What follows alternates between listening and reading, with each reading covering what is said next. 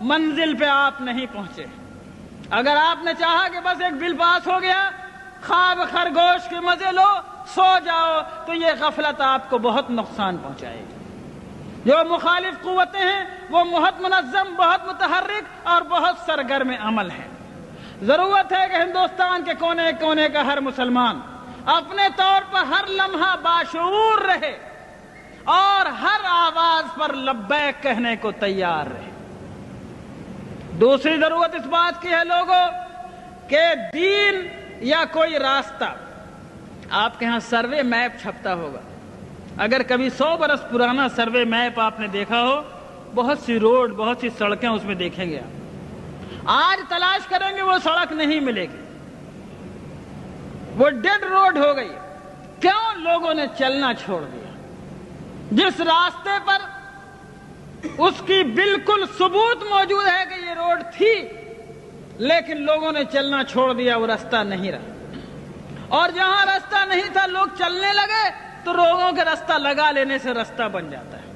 اے میرے دوستو، اگر تم ہندوستان میں اسلام کی بقا چاہتے ہو تو سب سے پہلی ذمہ داری یہ ہے کہ اسلام کو اور اپنے آقا جناب محمد رسول اللہ صلی اللہ علیہ وسلم کے طریقوں کو ڈیڈ روڈ مت بننے دو۔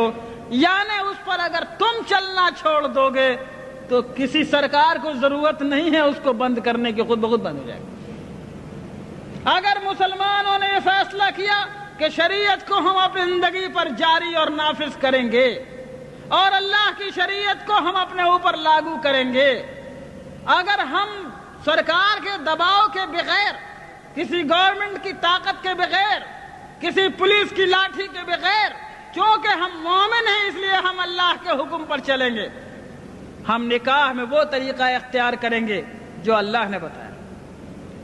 ہم وراثت بانٹیں گے، یہ نہیں ہوگا کہ بہن کا حق مارا جائے گا۔ کوئی تھوڑی بہت معمولی کھیت کی زمین ہے تو بٹ جائے گی، لیکن باپ کی دکان دبئی میں تھی تو یہ نہیں بٹے گی۔ اور شہر میں مکان تھا، مدراس میں اور پٹنہ میں اور دلی میں، تو وہ نہیں بٹے گا، اس میں بہن کو حق نہیں ملے گا۔ غلط بات ہے۔ اگر تم نے اپنے ہاتھوں سے خود شریعت کو چھوڑا تو کوئی تمہاری شریعت کی حفاظت نہیں کر سکتا۔ اگر شریعت تمہاری زندگی میں چالو رہی، تم شریعت پہ عمل کرتے رہے، تو شریعت کو انشاءاللہ کوئی نہیں مٹا سکتا، اس کا بھی عہد کیا جا سکتا ہے، کوئی طاقت نہیں مٹا سکتا۔ بس پہلی ذمہ داری یہ ہے کہ لوگوں جس طرح نماز کو ضروری جانتے ہو، لوگوں جس طرح روزے کو ضروری سمجھتے ہو، زکوٰۃ نکالنا ضروری ہے، حج نکالنا ضروری ہے، حج کرنا ضروری ہے، اسی طرح لوگوں اللہ کی شریعت کو جہاں تک ممکن ہو اپنی زندگی میں جاری کرنا ضروری ہے۔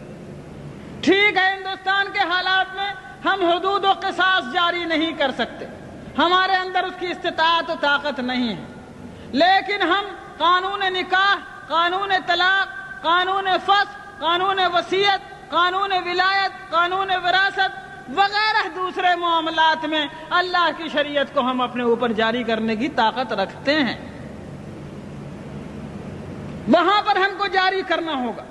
سنو لوگوں، اللہ تعالیٰ نے ہم کو اتنے کا مکلف بنایا ہے جتنے کی ہمارے اندر طاقت ہو، اس میں کوتاہی کریں گے تو پکڑے جائیں گے۔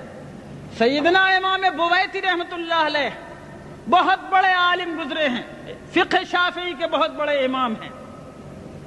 جب خلافت عباسیہ کا زمانہ تھا، مسئلہ خلق قرآن پر ان کو قید کر دیا گیا جیل خانے میں، ان کے پیروں میں بیڑیاں تھیں۔